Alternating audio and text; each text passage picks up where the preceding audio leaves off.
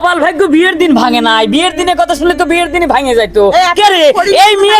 না অবশ্যই, কারণ এই মেয়ের জন্য আমার ভাইয়ের সাথে বিয়ে দেই। এর যদি বাচ্চা কাচ্চা, আমার তো প্রেমের তাজমহল করা লাগবে। এত তাজমহলের টিয়া পাবো ওখানে রে ভাই।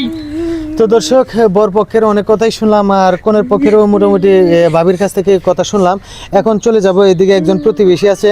তো ভাই, আসলে ছোটোখাটো ভুল ভ্রান্তি প্রায় মানুষেরই হয়ে থাকে। তো আপনার এলাকার এই মেয়েটার একটা বিয়ে মানে প্রায় হয়ে যাচ্ছিল, এই অবস্থায় কিন্তু একটা কথা ফ্লাশ হয়ে গেছে।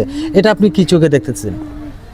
জি, বর্তমান জেনারেশনের মেয়েরা একটু এদিক সেদিক করা সবার ক্ষেত্রেই। আমারও বোন আছে, হয়তো বা সম্পর্ক কারোর সাথে করে বা হয়তো আমরা জানি না।